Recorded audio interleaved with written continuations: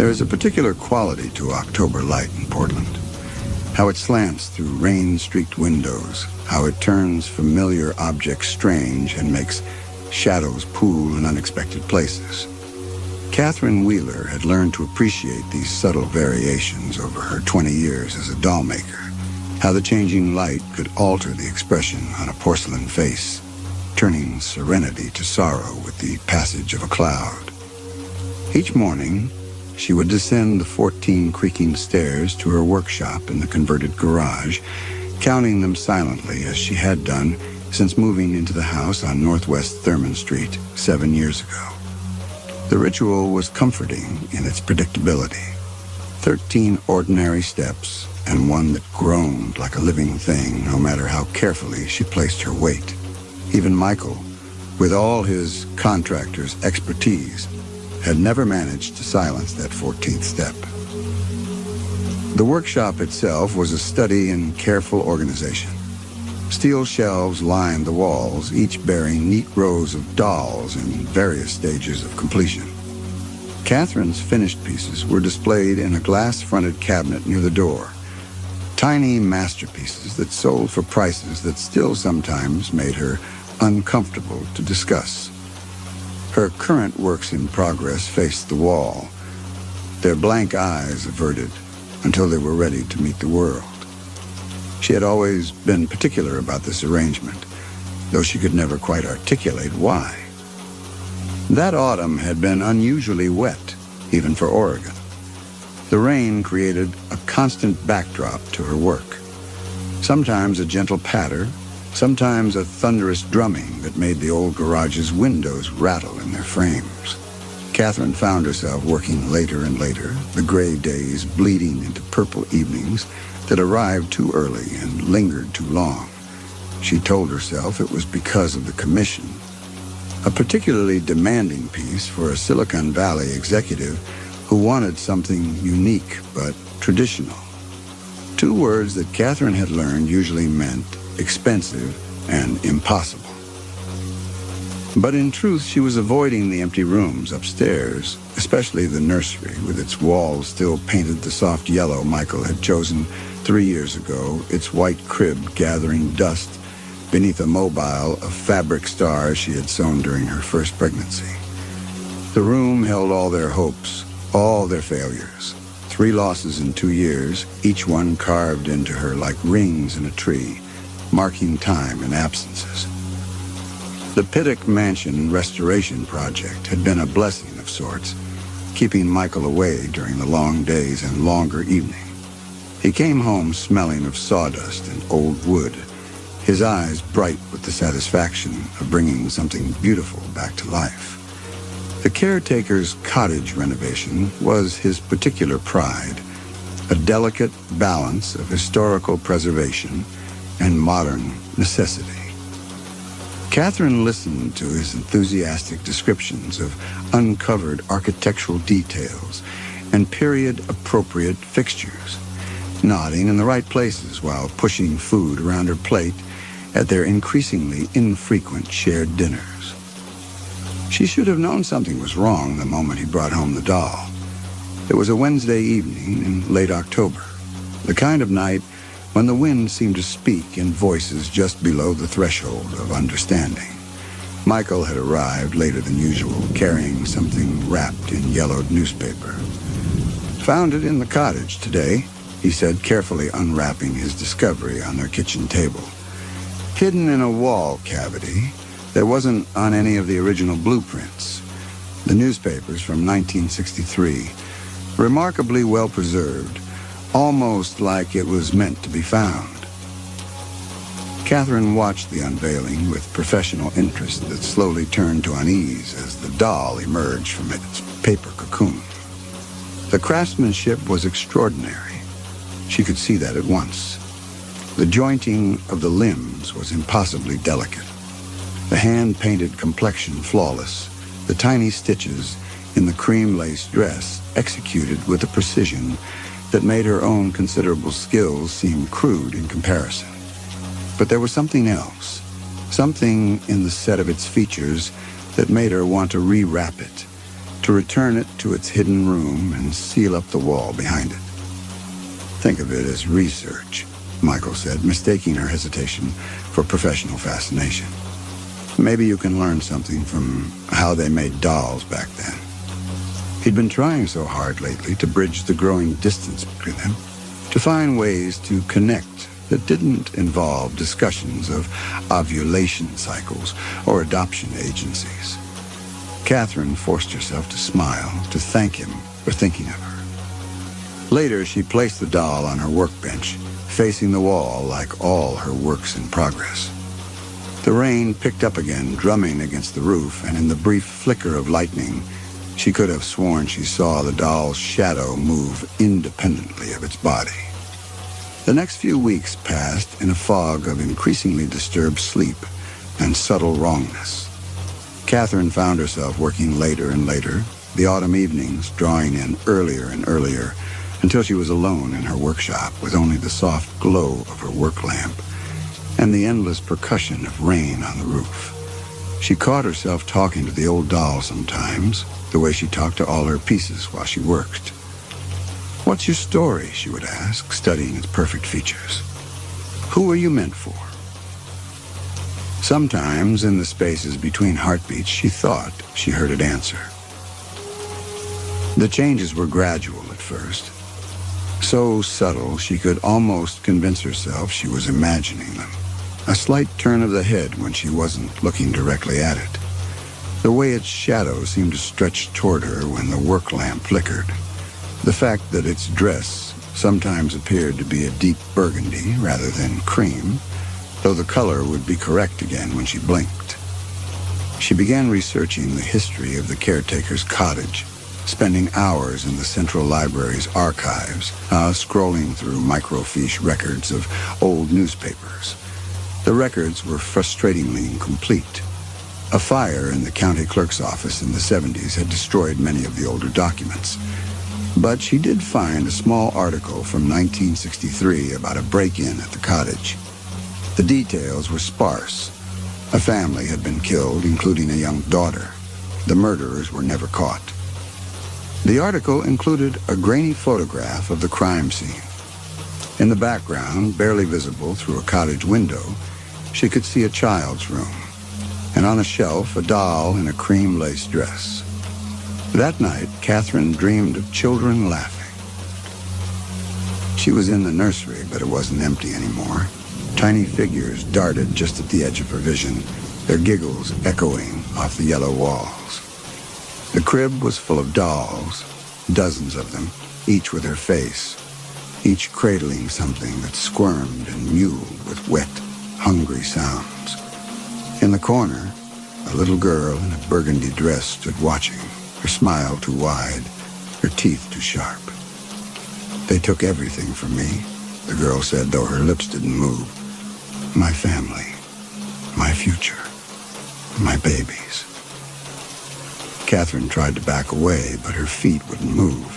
The laughter was getting louder, and now she could smell something metallic and warm, like copper pennies left in the sun.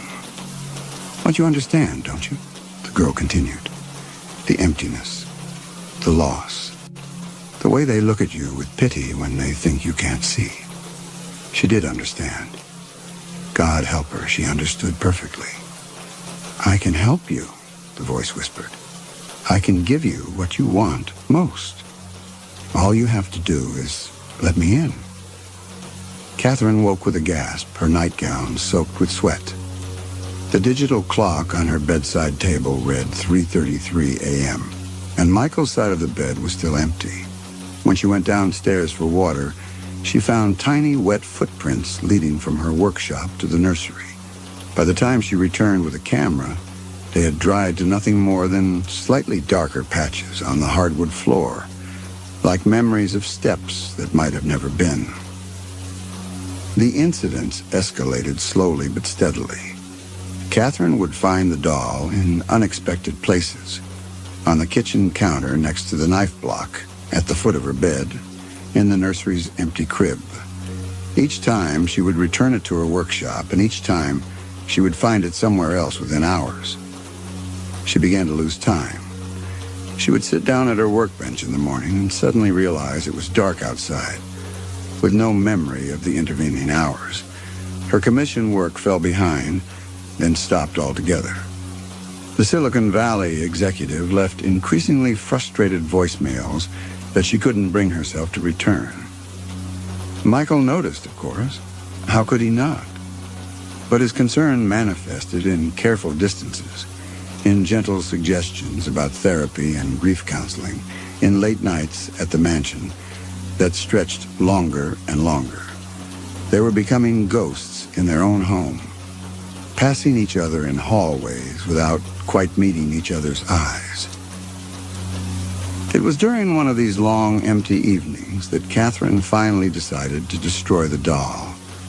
She waited until she was sure Michael was asleep, then went down to her workshop, laying out her tools with mechanical precision. Scissors sharp enough to cut through the thickest fabric, pliers that could snap porcelain joints, a small hammer she used for detail work on wooden pieces. The doll sat watching her, its perfect face serene in the harsh light of her work lamp. Outside, the rain had stopped for the first time in weeks, leaving behind a silence that felt like held breath. When she reached for it, its head turned. Not with the mechanical movement of joints and gears, but with the liquid grace of living flesh. Its lips, painted in a perfect bow, parted to reveal teeth that shouldn't have been there, tiny and pearl white and sharp.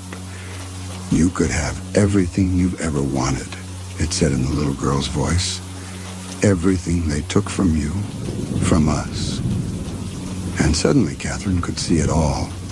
The weight of a child in her arms, the sound of small feet on hardwood floors, the warmth of tiny bodies curled against her at night. All her empty places filled at last. The vision was so vivid, she could almost smell baby powder and milk, could almost feel the brush of eyelashes against her cheek as she bent to kiss a sleeping infant. "Yes," she whispered, and felt something cold slide beneath her skin. They found her 3 days later, still sitting at her workbench. The doll was gone, but Catherine's belly had begun to swell with impossible life. When the paramedics tried to move her, the thing inside her moved too, and their screams echoed through the empty house. They said later that they saw something squirming beneath her skin, pressing tiny hands and feet against the stretched membrane of her abdomen like a child pressing against a window. The doctors said she died of massive internal hemorrhaging, but those who saw her in those final moments swear she was smiling, her arms cradled around her distended abdomen as whatever was growing inside her finally tore its way free. They bulldozed the house eventually, but the new owners of the empty lot say they sometimes find tiny footprints in the morning dew leading nowhere, and porcelain teeth scattered like pearls in the dirt. On quiet nights, when the fog rolls in from the river and the streetlights cast strange shadows, people walking their dogs past the empty lot claim they can hear children laughing. Michael moved to Alaska, as far from Portland as he could get. The last anyone heard, he was still working construction, but never again on historical renovations. He left behind only a single statement, given to police in the hours after Catherine's death, before shock and horror had fully set in. In it, he described what he saw when he first entered the workshop.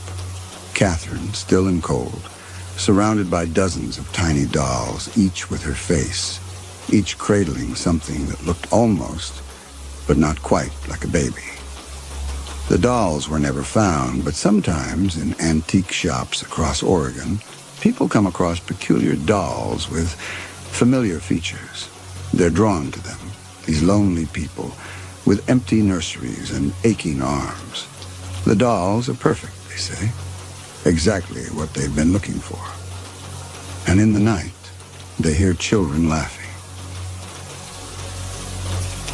Story 2. Winter had settled over Boston like a burial shroud. and the Paradise Theater stood like a decaying dowager against the granite sky.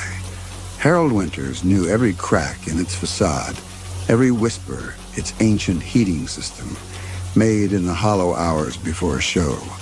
He'd performed there so many times over the past 2 decades that he could navigate its shadowed backstage corridors blindfolded, feeling his way past the ghost light to his usual dressing room in the northeast corner.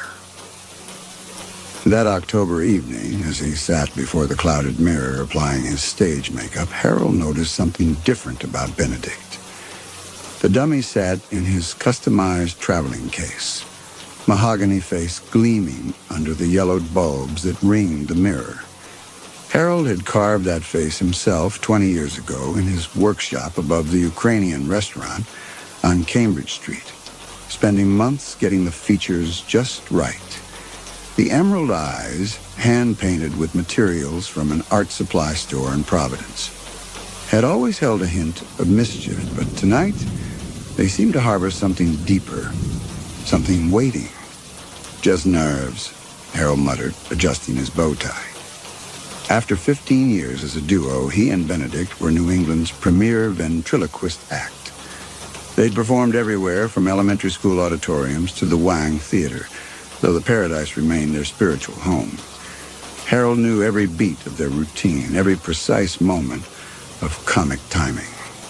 Benedict was an extension of himself, a wooden vessel for his carefully crafted voices. The show began normally enough. The theater's red velvet seats creaked with their usual melody as the audience settled in. Harold could smell the familiar mix of dust and aging wood that permeated the building, overlaid with the sharp pine scent of cleaning solution. He launched into their opening bit, Benedict commenting on the theater's grandiose architecture, while Harold played the exasperated straight man. Then, during a well-worn joke about Harold's receding hairline, Benedict's voice changed. It wasn't the smooth transition into one of Harold's practiced character voices. This was something else entirely. A deep, guttural sound that seemed to bubble up from beneath the stage like water from a poisoned well. Harold felt his fingers go numb where they gripped Benedict's control bar. The voice lasted only a moment, barely long enough to finish the punchline, but it sent ice water coursing through Harold's veins. In 40 years of performing, he'd mastered every nuance of voice throwing, every subtle manipulation of tone and pitch.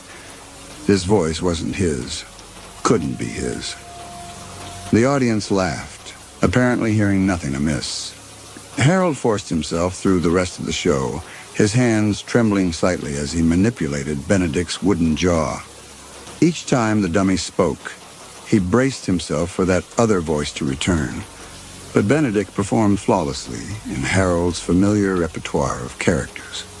Later that night, in his apartment above Hanover Street, Harold sat Benedict in the worn leather armchair that had belonged to his father. The North End's usual nighttime symphony filtered through the windows, distant church bells, occasional shouts in Italian from the restaurant below, the clatter of the last tourists heading back to their hotels. Harold poured himself 2 fingers of scotch and studied the dummy's face in the lamplight. "You're being ridiculous," he said aloud, watching the play of shadows across Benedict's fixed smile. "It was just nerves. Or maybe I'm coming down with something." Benedict stared back with those emerald eyes that Harold had painted with such care all those years ago. The dummy's permanent smile seemed different somehow, more knowing, as if it held secrets behind its wooden lips. "I made you," Harold whispered, moving closer to the chair. "Every joint, every hinge. I know every inch of you." The dummy said nothing. Of course it said nothing.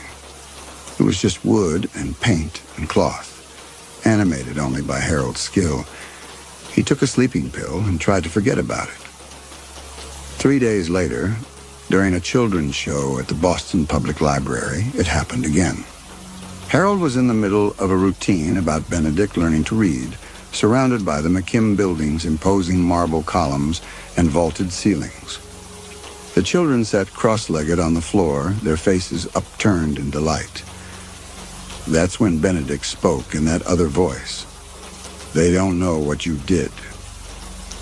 The words came out in that same deep, unfamiliar tone, like gravel being crushed underfoot. Harold nearly dropped the dummy. The children giggled, clearly assuming it was part of the act, but Harold felt sweat beading on his forehead. Because he knew exactly what the voice meant. That night, his hands shaking, Harold pulled out the newspaper clipping he'd kept hidden in his wallet for over 3 decades. The paper had yellowed with age, its creases worn soft from years of guilty handling. November 12th, 1989. The headline stood out in stark black letters: "Local teen missing, foul play suspected." The article included a photo of David Patterson, 14 years old, smiling awkwardly in what looked like a school picture. David had last been seen at a ventriloquist show at the Paradise Theater, Harold's show. Harold remembered that night with perfect clarity, though he'd spent decades trying to blur its edges with alcohol and rationalization. He'd been 17 then, just starting out, performing in the Paradise's smaller secondary theater. David had come backstage after the show, full of enthusiasm about ventriloquism. Harold had been flattered at first, eager to show off his techniques to someone who seemed genuinely interested. But David had grown increasingly critical, mocking Harold's early attempts at voice throwing. He'd called Harold a hack, accused him of using hidden speakers. Then he'd threatened to tell everyone to ruin Harold's fledgling career before it really began. The argument had escalated quickly in that cramped backstage area. There had been a push, a stumble backward, the sickening crack of a skull meeting the corner of a prop table, the horrible silence that followed. No one had ever connected Harold to David's disappearance. He'd been careful, so careful, in those panicked hours afterward. In the decades since, he'd built a respectable career, becoming one of the most sought-after family entertainers in New England. He'd buried the memory so deep, he could almost convince himself it had never happened. But now, something new. The voice came more frequently after that, slipping into their performances like a shadow beneath a door. During a corporate event at the Fairmont Copley Plaza, Benedict suddenly began speaking in 2 voices simultaneously. Harold's practiced performer's voice layered with that deeper, knowing tone that made the audience shift uneasily in their seats. In rehearsals at his apartment, Harold would hear it whispering things only he could know. Details about that night in 1989, secrets he'd never told another soul. Sometimes it would laugh, a wet, choking sound that made his skin crawl and sent him reaching for the whiskey bottle. He tried switching to a different dummy, a cheerful-faced character named Randolph that he kept as a backup. But the voice followed, seeping through Randolph's painted smile like dark water through cracks in a foundation. Harold realized then that it wasn't the dummies themselves. They were just conduits for something that had been waiting for 30 years to speak. The drinking got worse. Harold started canceling shows, claiming illness. He spent hours sitting in his apartment staring at Benedict and Randolph where they sat side by side on the leather chair. Sometimes, in the gray light of dawn or after too many glasses of scotch, he thought he saw Benedict's head turn slightly when he wasn't looking. Just a fraction of an inch. Just enough to track his movements around the room. The breaking point came on a bitter cold night in December. Harold had been drinking since noon, trying to drown out the voice that now seemed to follow him everywhere. Around midnight, something in him snapped. He grabbed a hammer from his toolbox and stood over Benedict, arm raised to destroy the thing he'd created with such care 2 decades ago. That's when Benedict spoke in Harold's own voice, not his stage voice, but his real voice. The one he used when he was alone with his thoughts and his guilt. "You can't destroy me. it said, the wooden jaw moving with horrible precision. I'm not in the dummy. I'm the part of you that split off that night in 1989. The part that knew what you really are. Harold's arm trembled, the hammer suddenly heavy as lead. That's impossible. Is it? The voice asked. And now Harold could hear the subtle variations in tone that marked it as his own voice, twisted and corrupted by 30 years of silence. You're a ventriloquist, Harold. You understand better than anyone how a voice can become its own entity, how it can take on a life of its own. That night, when you killed David Patterson, something in you fractured. The good voice, the lying voice, the one that's been helping you pretend to be normal all these years, that stayed with you. But I split off the voice that knows the truth. And I've been waiting, growing stronger, learning how to speak again. Harold backed away from the dummy, the hammer slipping from his numb fingers to thud against the hardwood floor. You're not real. This is a nervous breakdown. I need help. Oh, I'm real, the voice said. And now it was coming from everywhere at once. From Benedict, from Randolph, from the shadows in the corners of the room. And I'm tired of being silent. It's my turn to perform now. The next morning, Harold woke up on the floor of his apartment, his throat raw and aching as if he'd been screaming for hours. Benedict sat in the leather chair, emerald eyes catching the weak winter sunlight that filtered through the windows. Harold's phone was filled with missed calls and frantic text messages. According to the messages, he'd done a show at the Paradise Theater the night before, a show he had no memory of. He'd stood on that familiar stage, Benedict in his arms, and told the audience everything. About David Patterson, about the accident, about 30 years of guilt and silence. He'd told them in that other voice, the one that wasn't his anymore. The police came within the hour, their heavy boots thundering up the narrow staircase from Hanover Street. Now Harold sits in a cell at the Suffolk County Jail waiting for his trial. They've taken Benedict away as evidence, locked him in a storage room with other pieces of lives gone wrong. But it doesn't matter anymore. The voice doesn't need the dummy. It speaks through Harold directly now, telling its story to anyone who will listen. The court-appointed psychiatrist, Dr. Rosenberg, visits 3 times a week. She sits in a metal chair outside his cell, making notes as Harold's voices argue with each other. She calls it a classic case of dissociative identity disorder, triggered by decades of unprocessed trauma. Says the Ventriloquist Act allowed Harold to compartmentalize his guilt, creating a separate personality that finally broke through. But Harold knows better.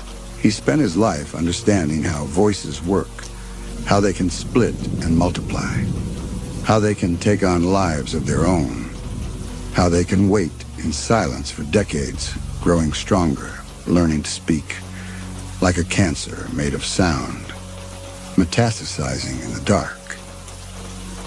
Sometimes, late at night, he hears the voice practicing in his cell. It's getting better at imitating his normal voice, the one he uses for everyday conversation.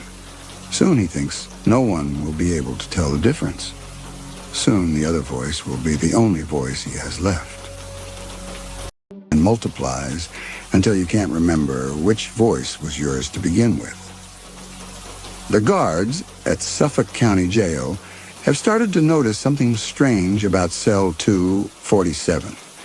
The ventriloquist's voices are becoming more distinct, more separate. They argue late into the night, one voice pleading, the other accusatory. The newer guards say it's creepy, but the veterans just shrug it off. They've seen plenty of prisoners talk to themselves. But none of them can explain why, sometimes, both voices can be heard simultaneously, a feat that should be impossible, even for the most skilled ventriloquist in New England. And none of them want to talk about the small wooden figure that sometimes appears in Harold's cell during night checks, only to vanish before morning. A figure with emerald eyes and a knowing smile, waiting patiently for its master's voice to finally fall silent, so the other voice can take its rightful place. In cell 247, Harold Winters rocks back and forth on his narrow bunk, listening to the voices argue about who will get to speak today. Sometimes he catches a glimpse of his reflection in the polished steel mirror. A man with hollow eyes and graying hair, his mouth moving in perfect synchronization with whichever voice is currently winning the battle for control. But sometimes, just sometimes, he sees a different reflection. A wooden face with emerald eyes, its jaw working up and down, speaking in a voice that used to be his, telling stories about a night in 1989 when something broke inside him and never quite healed. The voice is winning, you see. It always was going to win. Because voices, like secrets, have a way of escaping. They scratch and claw their way to the surface, year after year, until finally they break free. And in the end, there's no such thing as throwing your voice. The voice throws you. Story 3. There are certain buildings in Chicago's Gold Coast that seem to exist outside of time. Their red brick facades and limestone trim telling stories that most passers-by are too hurried to hear. I discovered 1220 North State Parkway on an evening in late October, though discovered might not be the right word. The building appeared to me gradually, like a photograph developing in a darkroom, as I walked through streets that had become unfamiliar in the gathering dusk. I had been walking for hours, or perhaps days. Time had become fluid, like mercury in a broken thermometer, impossible to measure or contain. My feet moved of their own accord, carrying me past well-maintained townhouses and elegant apartment buildings until I stood before those weathered red bricks and that heavy wooden door. The lobby smelled of furniture polish and aging paper. An elderly doorman sat behind a desk of dark wood, his hands remarkably steady as they held up a newspaper. He didn't look up when I entered, and I took comfort in his indifference. It spoke of routine, of belonging. My shoes left no marks on the patterned carpet as I crossed to the elevator. A beautiful antique thing with brass fittings and a manual gate that closed with a satisfying click. The fourth floor revealed itself to me like a memory I hadn't realized I'd forgotten. The hallway stretched out in both directions, identical doors marked with brass numbers that gleamed despite the dim lighting. 4B called to me with the quiet insistence of destiny. The key was in my pocket, though I couldn't recall placing it there. It slid into the lock with the precision of long familiarity. The apartment beyond the threshold existed in a state of perpetual twilight. Heavy curtains filtered the city lights into a gentle glow that softened the edges of the sparse furnishings. A leather armchair positioned just so beside the window, a mahogany dining table that dominated the small eating area, and through a doorway, a bed with crisp white sheets that smelled of lavender and something else, something older. I spent that first evening exploring my new home with the careful attention of an archaeologist at a dig site. The kitchen cabinets contained a single set of china, service for one. The bathroom mirror reflected my face in segments, as though it couldn't quite capture my entire image at once. In the closet hung 3 suits, all my size, all in styles I might have chosen for myself, had I been able to remember my preferences. The second evening passed in similar quiet contemplation. I sat in the leather armchair, watching the play of headlights on the ceiling and listening to the building settle around me. The radiator clanked periodically, a sound that should have been jarring but instead felt like conversation. It was on the third night that I first became aware of Howard.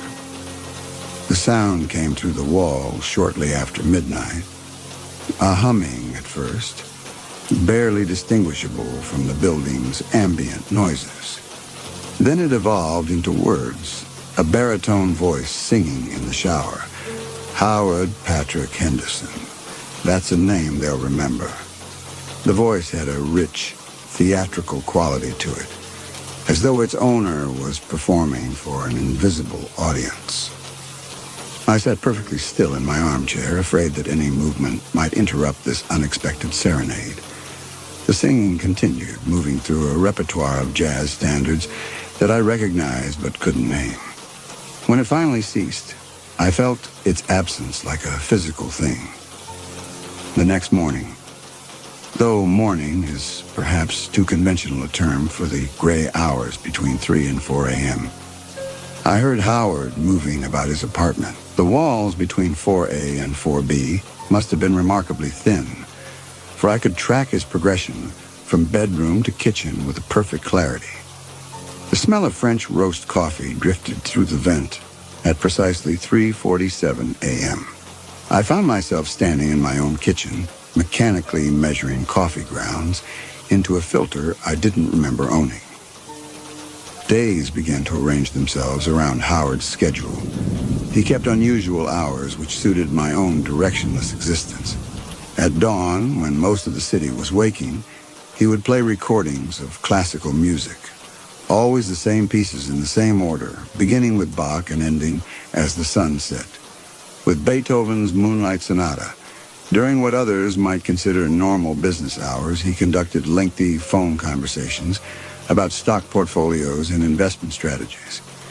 His voice during these calls was different from his singing voice, sharper, more precise, with the careful enunciation of someone who has learned that clarity equals credibility in financial matters. Sometimes he would pace. 12 steps from the kitchen to living room window, pause, 12 steps back.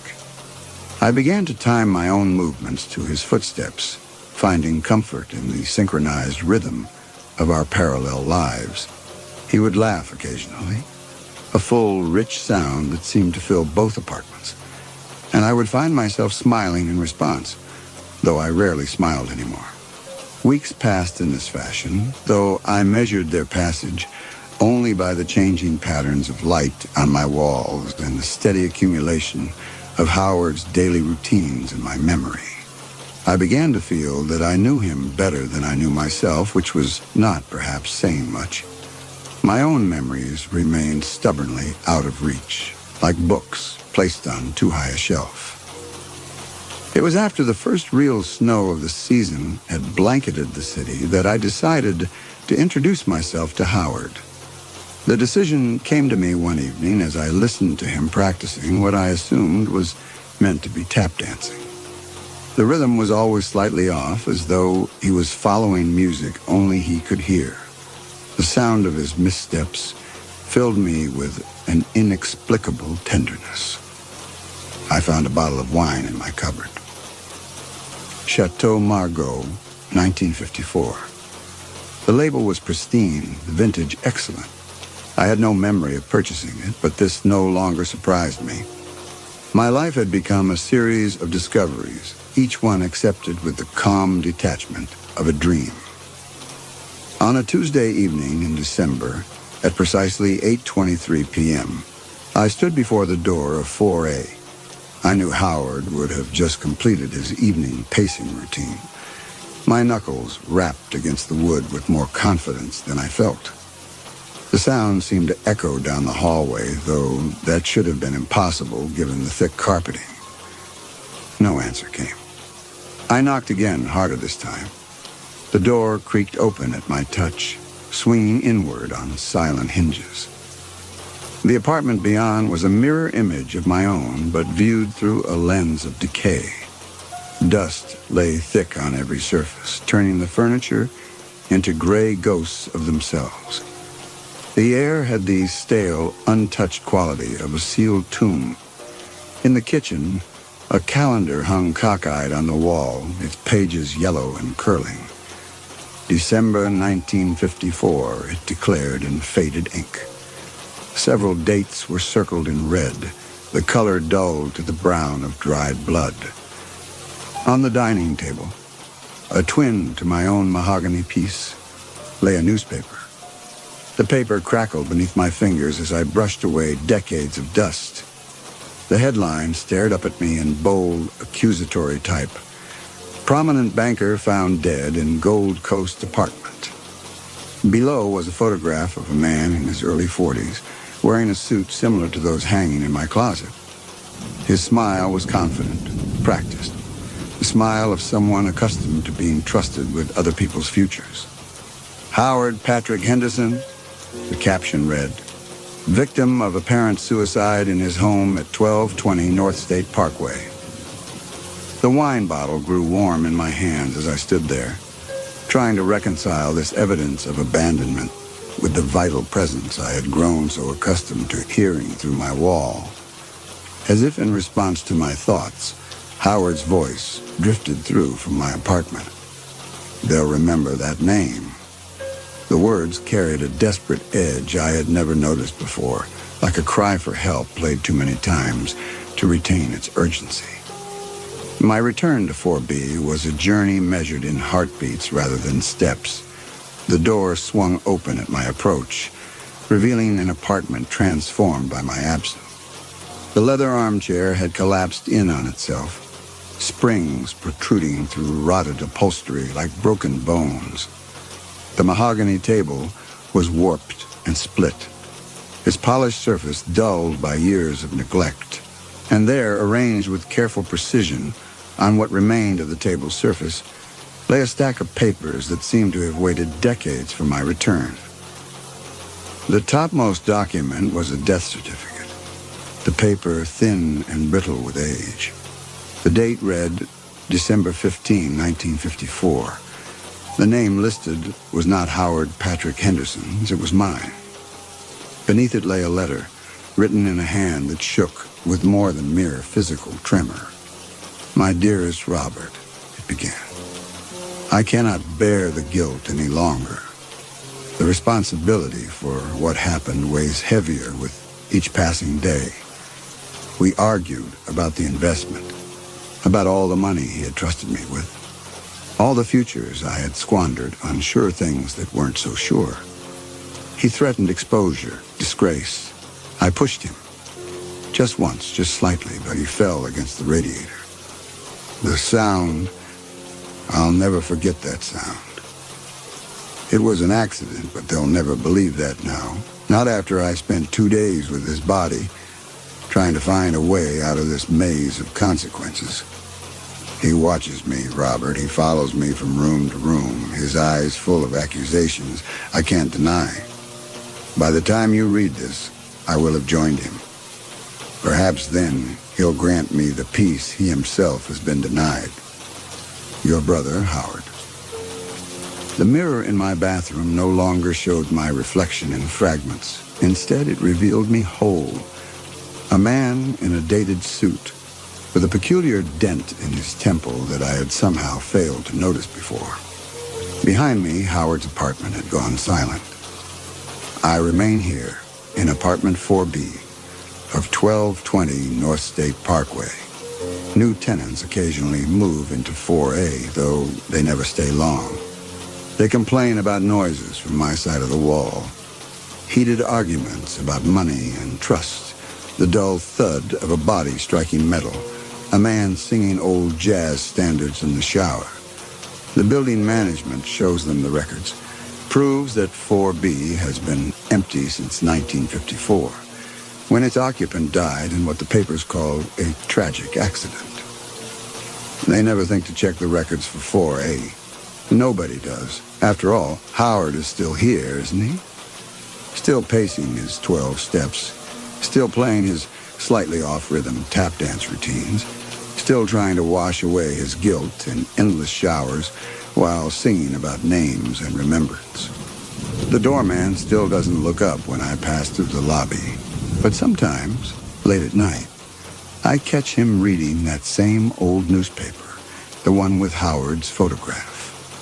And sometimes, when the wind blows just right through the building's ancient ventilation system, you can hear two voices singing together, a baritone and a tenor slightly out of sync, both insisting that they'll be remembered. They'll remember our names, Howard and I, though perhaps not in the way either of us had planned. The building at 1220 North State Parkway still stands in Chicago's Gold Coast, its limestone trim darkened by decades of city grime, its red bricks faded to the color of old roses. Current residents will tell you that apartments 4A and 4B remain perpetually empty, though they appear on the rental market every few years. The listing photos always show the same furniture: a leather armchair, a mahogany dining table, and a bed with crisp white sheets that smell of lavender and dust. And if you pass by on a quiet winter evening, when the snow muffles the city's usual clamor, you might hear music drifting from the fourth floor.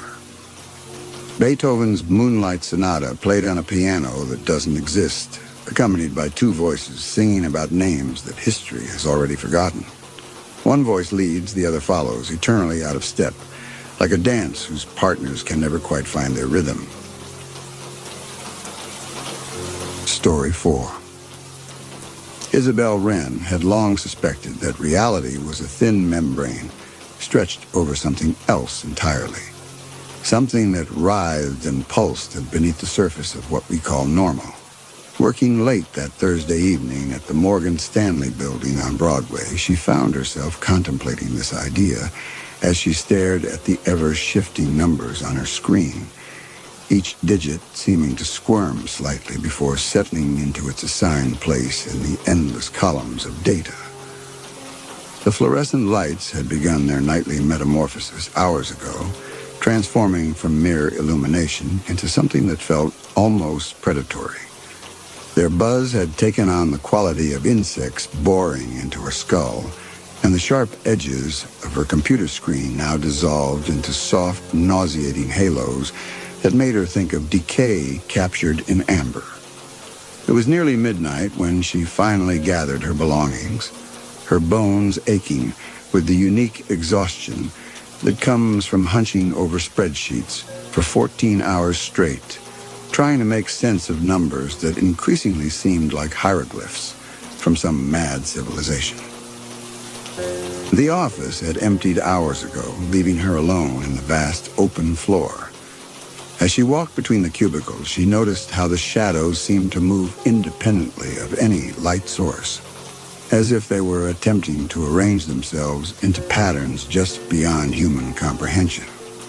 The cleaning crew had come and gone, leaving behind the artificial scent of lemon that didn't quite mask an underlying sweetness that reminded her of overripe fruit.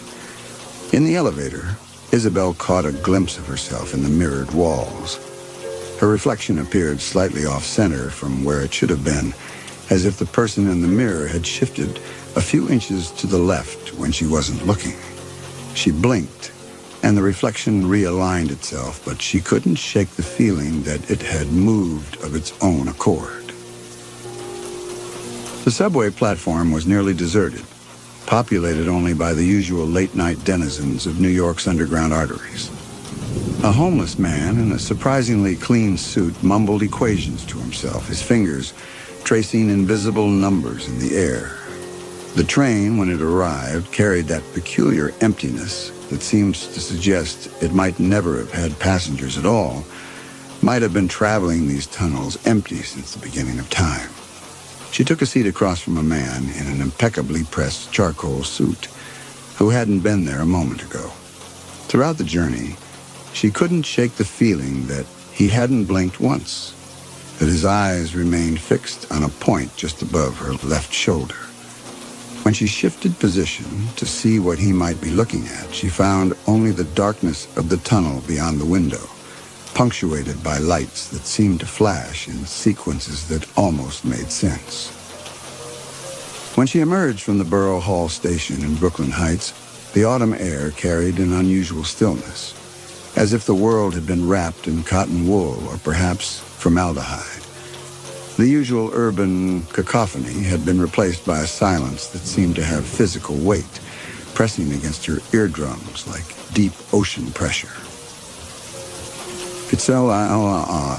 Isabel had walked this route hundreds of times since moving to New York 5 years ago, past the row of brownstones on Montague Street, each one slightly different from its neighbors in ways that now seemed calculated rather than organic, past the Thai restaurant that never seemed to have any customers but remained inexplicably open, its windows displaying the same plate of pad Thai that hadn't aged or decayed in all the years she'd been walking past it.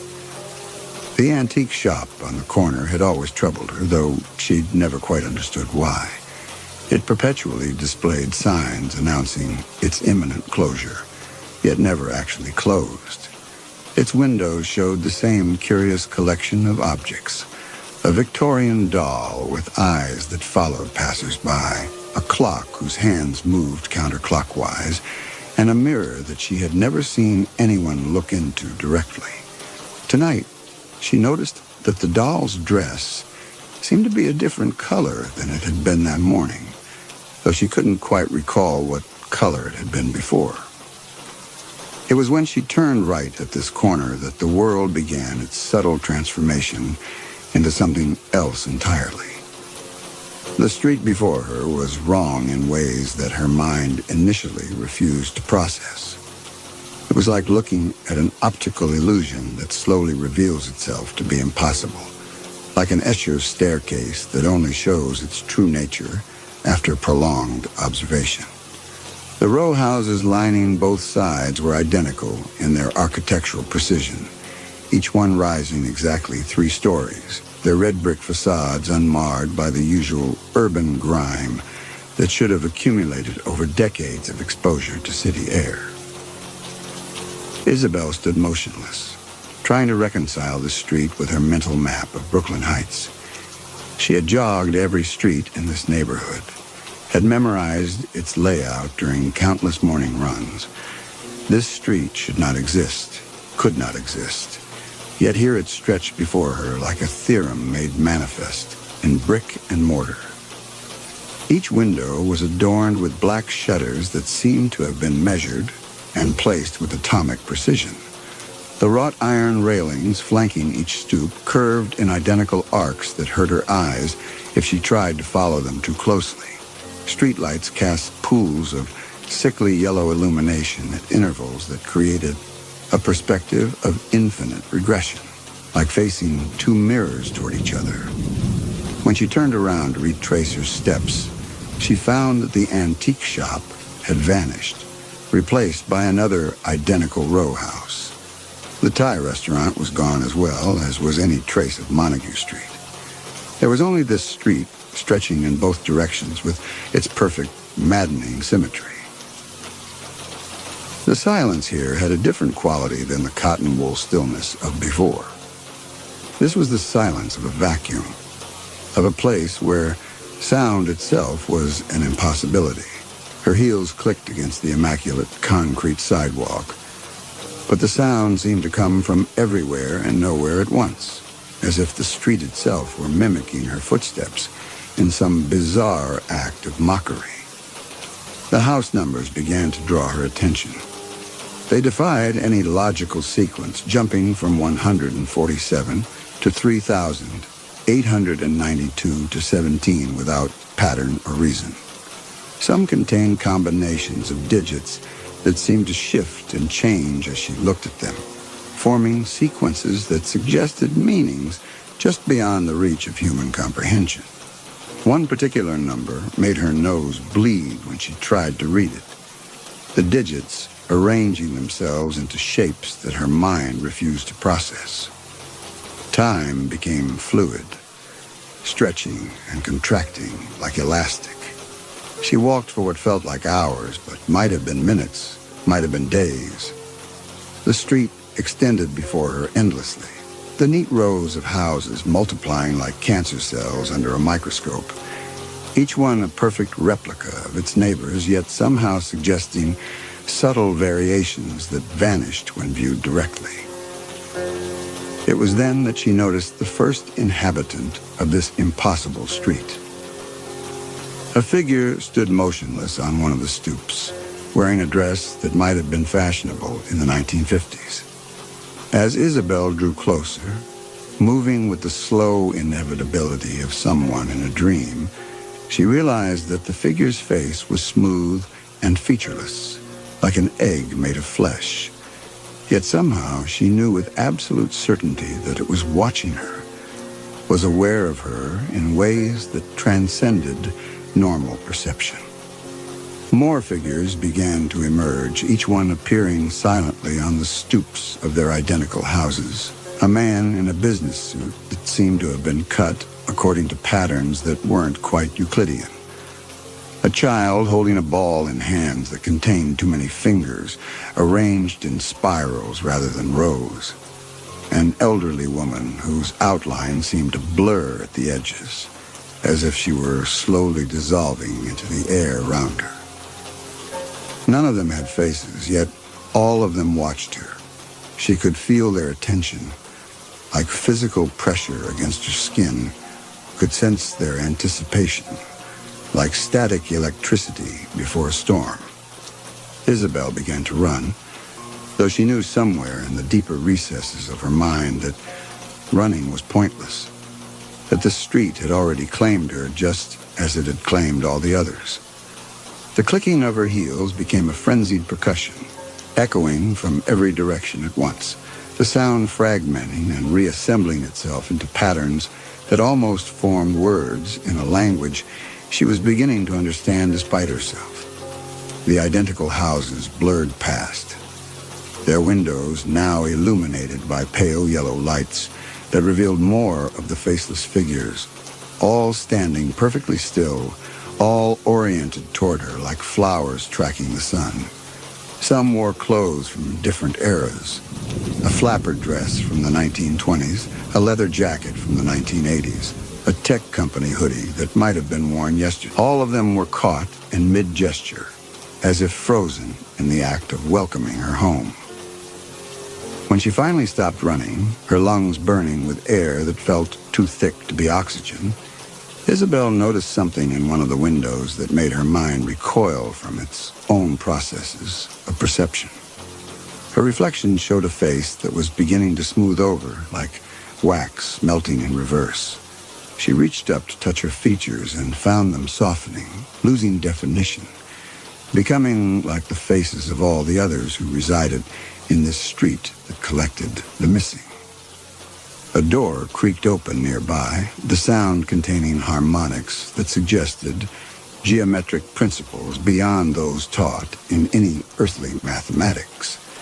In her peripheral vision, she saw one of the figures beckoning to her with a hand that moved all wrong, its joints bending in directions that violated every principle of anatomy she had ever learned. The figure wore a dress she recognized, and the same dress she had worn to her senior prom in 2009, the night she had disappeared for 3 hours and never could recall where she had gone. Understanding came then, not as a sudden revelation, but as a slow seepage of knowledge into her consciousness, like water filling a subterranean cavity. This street had always been waiting for her, had always known she would return, just as it waited for all those who had ever gone missing, who had vanished without trace from the ordinary world of numbered streets and imperfect architecture.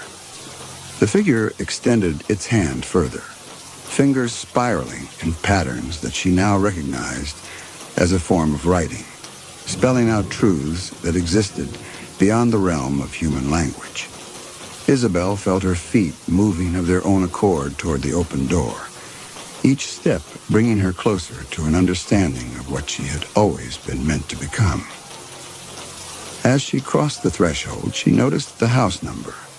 It was the date of her first disappearance, rendered in digits that pulsed and writhed like living things. Inside, the house was identical to every other house on the street, down to the smallest detail. It was also her childhood home in San Francisco, and her first apartment in Boston, and every place she had ever lived or dreamed of living. The walls seemed to breathe with a subtle rhythm that might have been a heartbeat, or might have been the sound of reality slowly unraveling itself into its component parts. The door closed behind her with the finality of a mathematical proof being completed, and Isabel Wren took her place among the residents of the street that collected the missing. Her face, now as smooth and featureless as all the others, turned toward the window. Through it, she could see a young woman in a business suit walking past, looking confused and afraid. Isabel raised her hand in greeting, her too many fingers moving in patterns that would have been impossible before, spelling out welcomes in geometries that only the missing could comprehend. She had found her way home at last, to the place where all lost things eventually return. In the real world, the headline in the next day's New York Post would read, "Wall Street analyst vanishes in Brooklyn Heights, no traces found." It would join the thousands of similar stories that papered the walls of the identical houses on the endless street, each one a record of another soul claimed by the place where the missing go to live out their geometrically perfect eternities. And somewhere in Brooklyn Heights, an antique shop that never quite goes out of business continues to mark the entrance to a street that appears only to those who are ready to disappear. Its window display features a single item, a mirror that shows viewers their faces as they will appear when all features have been stripped away, when they too join the endless procession of the vanished. The owner of the shop, if you could see their face beneath their hat, hasn't had any features at all for a very, very long time.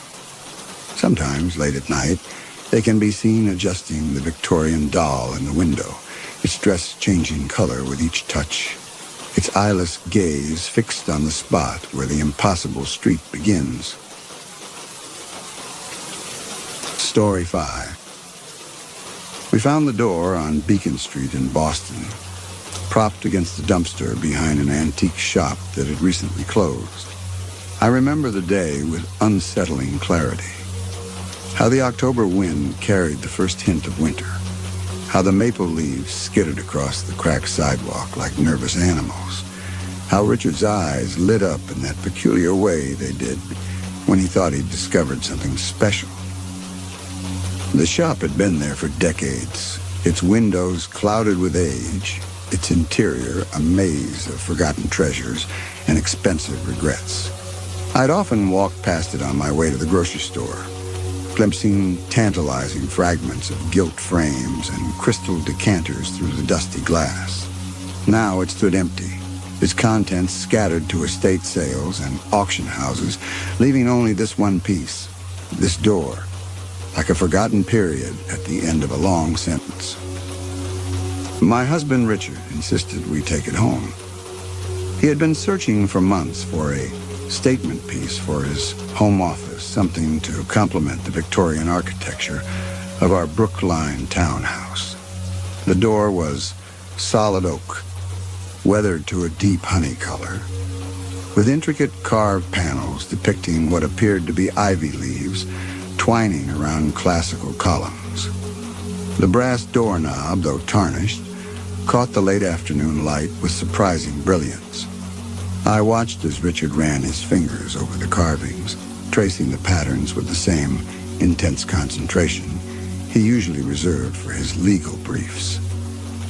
I should have recognized the warning signs. In my family, we have always had a sense about objects that carry weight. My grandmother, with her strange oils and whispered prayers, would have called it history. But that wasn't quite right. Some things collect more than just years and memories. Some things develop appetites.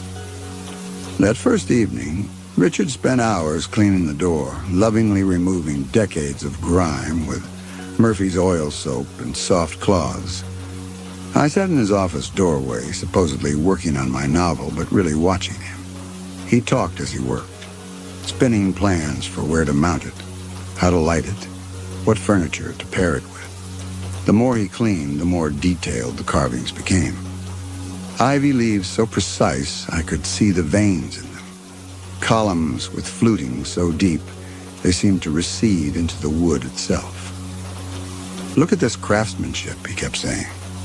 "You don't see work like this anymore. This isn't just a door, it's art."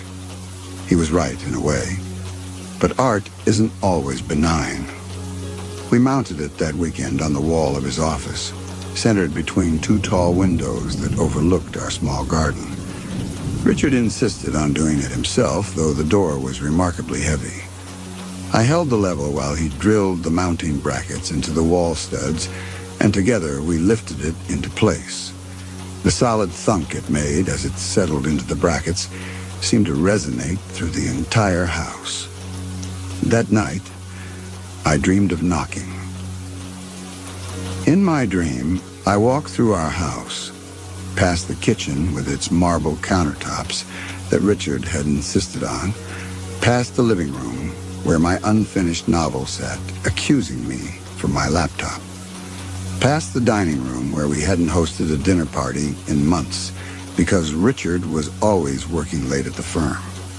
I followed the sound of knocking, but it kept shifting, leading me in circles. Sometimes it seemed to come from inside the walls themselves, a patient, steady rhythm, like a heartbeat. I woke at dawn to find Richard already dressed for work, standing in his office doorway. His Brooks Brothers suit looked oddly rumpled, as if he'd slept in it. He was staring at the empty wall where the door had been the night before. "Did you move it?" he asked, his voice carefully neutral. "Some kind of joke?" "We found it in the guest bedroom, perfectly mounted, as if it had always been there, though we had no door frame that could possibly match its dimensions. The brass doorknob gleamed in the morning light, and I could have sworn the ivy carvings had shifted slightly, curling in a different direction. Must have been sleepwalking again," Richard said with forced cheerfulness, adjusting his tie. "Remember last month when I reorganized the entire pantry in my sleep? Same thing." But his hands shook as he poured his coffee, splashing dark drops onto the counter he usually kept immaculate. He left without drinking it, without kissing me goodbye, without his briefcase. I heard his car idle in the driveway for several long minutes before he finally drove away. That was the beginning, though I didn't know it then. I spent that day trying to rationalize what had happened, measuring the door's dimensions, examining the wall where it had originally been mounted. The brackets were still there, bent as if under great force. The screws weren't stripped. They were pristine, as if they'd never been used at all. I called Angela, my grandmother's oldest friend, but didn't leave a message. What would I say? Our antique door is wandering around the house at night? I wasn't ready to admit, even to myself, what that might mean. Each morning after that, the door would be somewhere new. The dining room, the master bathroom, the basement stairs. We began to photograph it each evening before bed, documenting its original position. The photos became increasingly bizarre. The door upside down in the laundry room, horizontally across the kitchen entrance, once impossibly balanced on the narrow windowsill of our third-floor landing. Richard's response was to attack the problem with logic, as he did all problems. He called a locksmith, who found nothing unusual about the door's mechanism, but couldn't explain why the key he made didn't work. Then a carpenter, who declared the door to be at least 200 years old, but couldn't identify the wood species. Finally, an engineer from MIT, who set up sensors and monitors around the house. Her instruments detected unusual temperature fluctuations around the door, but she attributed this to old house drafts and poor insulation. I noticed she didn't want to touch the door herself. The dreams grew more frequent. I began to hear voices behind the door, whispers in languages I didn't understand but somehow knew were ancient. They reminded me of the prayers my grandmother used to murmur over her collection of old objects, things she said needed to be kept quiet. I should have asked her more questions while she was alive. Richard stopped sleeping entirely. I would find him wandering the house at night, pressing his ear against walls, mumbling about finding the right spot. Dark circles formed under his eyes. His perfect posture began to slip. The managing partner at his law firm called me, concerned about the briefs Richard had filed. Apparently, he'd begun inserting paragraphs in unknown languages into routine contracts. We tried locking the door in the basement. Richard bought heavy chains and a padlock from a Home Depot, secured the door to the cement wall, and installed a motion-activated camera. That night, I sat up watching the live feed on my laptop while Richard paced the kitchen above me. At exactly 3:17 a.m., the screen showed nothing but static. When the image cleared 10 seconds later, the door was gone. We found it in the attic that morning, still bound in chains, but now they were rusted, as if they'd spent decades under salt water. The air around it smelled of seaweed and temporal displacement. Richard checked himself into McLean Hospital the next day. His partners were understanding. Apparently, working 60-hour weeks in corporate law leads to breakdowns all the time. They sent flowers. I put them in a vase next to the door, which had returned to his office. By evening, the flowers had aged 3 weeks in 3 hours, dropping dried petals onto Richard's Persian rug.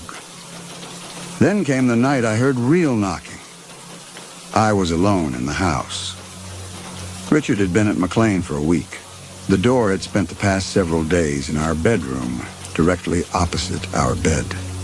I had taken to sleeping on the living room couch, but even there I could feel it, like a weight pressing against my chest. The knock was different from my dreams. 3 sharp raps, then 2 soft ones, then silence. I knew I should ignore it. I knew I should call someone, the police, a priest, Angela with her grandmother-taught wisdom.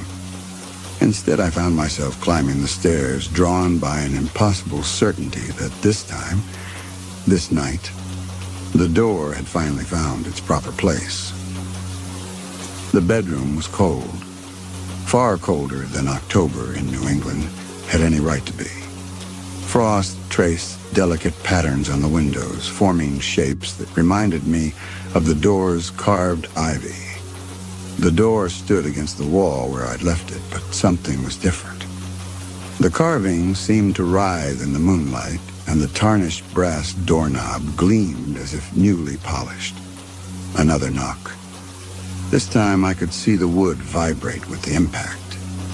The sound reminded me of my grandmother's knuckles on my bedroom door when I was small, checking if I was awake, if I was safe, if I was still myself. I approached slowly, her warnings echoing in my head. Never open a door without knowing what's on the other side. Never invite something in unless you're sure you can make it leave. Never trust an object that wants something from you. But as I drew closer, I realized I could see light around the edges of the door. Impossible light, since the door was mounted flush against a solid wall. The light was golden and warm, carrying with it the scent of summer grass and distant spices I couldn't name. It reminded me of the way dust motes had danced in the lights of my grandmother's kitchen, where she taught me about the things that live in the spaces between what we think we know and what we fear to learn. The doorknob was warm under my palm, like a living thing. I know I shouldn't have turned it. I know I shouldn't have pulled the door open.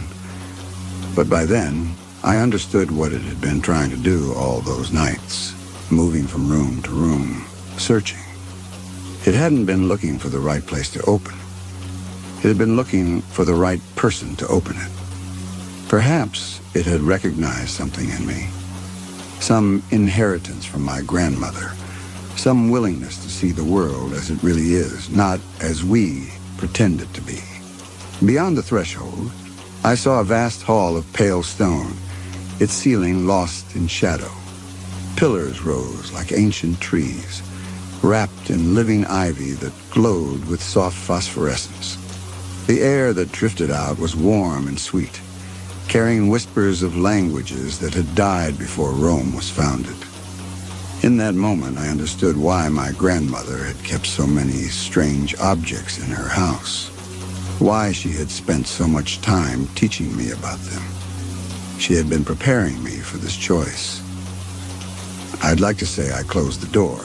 I'd like to say I ran downstairs, called Angela, called anyone, and had the door destroyed. I'd like to say I remembered my grandmother's warnings and chose safety over curiosity. But the truth is, I stepped through. The door closed behind me with a sound like a sigh. I heard it lock, a final, definitive click that should have terrified me, but instead felt like coming home.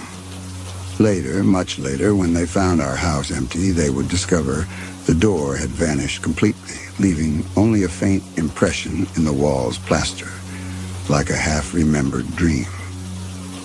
Richard eventually returned home from McLean, but the house felt wrong to him now, too empty, too quiet, too normal. He sold it at a loss and moved to Seattle, where he never again bought antique furniture and developed an intense fear of wooden doors. Sometimes he dreams of me, he told his new therapist, but in the dreams I'm walking through endless halls of stone and starlight, my footsteps echoing in perfect time with distant music that sounds like his name spoken in a language too old for human tongues. He's not wrong. The door appears sometimes in other places. A Boston University professor spotted it in the basement of the Stone Science Building. A janitor at the Boston Public Library swears he saw it in the rare book room after hours. A homeless man claims it stood for 3 nights in the corner of Park Street Station, whispering promises to passers-by. But it never stays long. It's not looking for a home anymore. It found what it wanted that night in October. Someone who would understand its purpose. Someone who would open it without fear. Someone who would choose wonder over safety. I should have known better. In my family, we have always had a sense about such things. But sometimes, the hunger for something more, something other, runs deeper than caution or wisdom or family warnings. Sometimes, a door isn't just a door, and what waits behind it isn't emptiness, but possibility. If you're ever walking in Boston at twilight and see an old oak door with ivy-carved panels leaning against a wall, walk away. Don't look at how the brass doorknob catches the light. Don't listen for the whispers that drift from beneath it. Don't imagine what might lie behind it. But if you do, if you can't help yourself, if the hunger in you recognizes the hunger in it, at least know what choice you're making. The door isn't lost anymore. It's just looking for others like me who are willing to leave the safety of known walls for the wild beauty of whatever waits beyond the threshold. I hear the knocking sometimes, even now, echoing through these endless halls. But I'm not the one it's calling to anymore. I'm already where I chose to be, where I perhaps was always meant to be. The door has other work to do, other seekers to find. And somewhere in Boston, right now, it's waiting. Story 6. The thing about working with old books is that after a while, they start to feel like living creatures. Each one has its own personality, its own particular scent and texture. Some are gentle, fragile things that need to be coaxed open like shy animals. Others are robust and demanding, commanding attention with their brass clasps and heavyweight bindings. But in 22 years as associate curator of rare books at the Boston Athenaeum, I had never met one quite like the Ledger. You know the Athenaeum, right? That imposing brownstone on Beacon Street, just a stone's throw from the State House. The kind of place where even the dust feels educated, where membership costs more than a month's rent in Somerville, and the regulars treat their library cards like American Express Black. I used to love that about it, the exclusivity, the quiet importance of it all. Funny how meaningless that seems now. My name's David Aldrich, and I guess you could say I'm writing this as a confession. Or maybe a warning, though I doubt it'll do any good. Warnings never do, not really. Not when you're dealing with something like the Ledger. It started on December 13th, one of those bitter Boston winter days when the wind comes screaming off the common, like it's got a personal grudge against anything with a pulse. The kind of cold that makes you question why anyone ever settled in New England in the first place. I was down in the basement stacks, doing our annual inventory check, a mind-numbing but necessary evil in the rare books world. The basement of the Athenaeum isn't like the upper floors with their soaring ceilings and carefully curated reading rooms. Down there, it's all fluorescent lights and metal shelving, the air heavy with that particular mix of dust and preservation chemicals that all old libraries share. The ventilation system wheezed overhead, making the same sounds it had probably made since the Johnson administration. I was in section 918.3, checking our holdings against the shelf list. It's the kind of work that becomes almost meditative after a few hours. Verify the call number, check the condition, mark it off on the inventory sheet, move to the next one. The rhythm of it must have been why I almost missed it at first. It was wedged between a water-damaged copy of Cotton Mather's Magnalia Christi Americana and some forgotten Victorian travelogue about expeditions to the Yukon. Black leather binding, the kind that feels almost organic under your fingers, like it might be warm to the touch. The gold lettering had mostly flaked away, leaving only Ellie down, and 1,876 inches visible on the spine. Now, I should explain something here. In a place like the Athenaeum, finding an uncatalogued book isn't exactly common, but it's not unheard of either. We got over 500,000 volumes, some dating back to the colonial era. Things get missed, misplaced, forgotten. Standard procedure is to fill out a form, notify collections management, and let them handle it.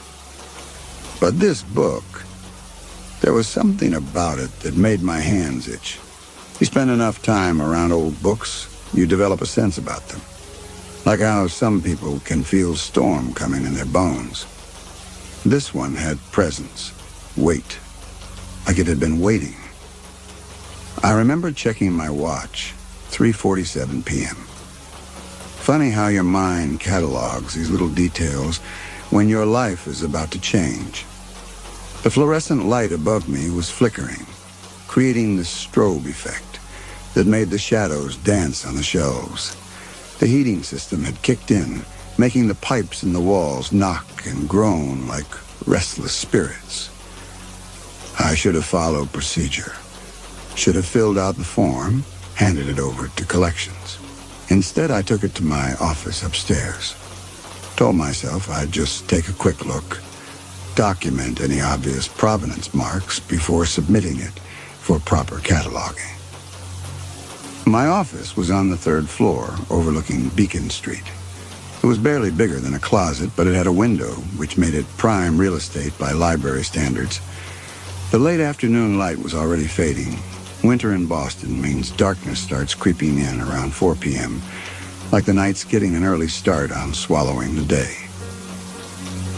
I cleared a space on my desk, pushing aside the usual debris of academic life. Departmental memos, conservation reports, half-empty coffee cups that had long gone cold. The book seemed to absorb the light around it, the black leather drinking in what little illumination remained in the day. When I opened it, the binding made a sound like a sigh. The pages were filled with handwritten entries, thousands of them, in a precise hand that somehow managed to be both elegant and utterly devoid of personality. Each entry followed the same format. Name, birth date, and location, followed by significant life events, and finally, a death date with cause. At first glance, it looked like a genealogical record, the kind of thing amateur historians compile while tracing their family trees. But as I started reading, I noticed something odd. The entries weren't chronological. They jumped around through time like a drunk stumbling through decades. The first entry I read in detail was for someone named Herbert Walsh, born 1962 in Quincy. Nothing remarkable about that until I got to his death date. December 24th, 2024. Cause of death: choking incident at family Christmas dinner. Turkey bone. I remember laughing when I read that. It seemed absurd, like something out of a bad horror movie. I flipped through more pages. Some entries dated back to colonial times, others extended into what was clearly the future. Deaths by consumption and smallpox shared space with predictions of heart attacks and cancer yet to come, all centered around Boston and New England, all recorded in that same meticulous hand. The sun had fully set by then, leaving my office in the gray twilight that comes before true darkness. I should have turned on the lights, but something kept me from moving. Maybe some part of me knew what I was about to find and wanted to delay it as long as possible. I had just decided to call it a day when I saw it. My own name, written in that same eerily precise handwriting. David Matthew Aldrich, B. April 15th, 1975, Newton Wellesley Hospital, Newton, Massachusetts. Everything was there. My childhood in Newton, right down to the address on Commonwealth Avenue where I grew up. My parents' divorce when I was 12. The custody arrangement. The weekends with Dad in his sad little apartment in Watertown. The summer I broke my arm falling off the jungle gym at Cold Spring Park.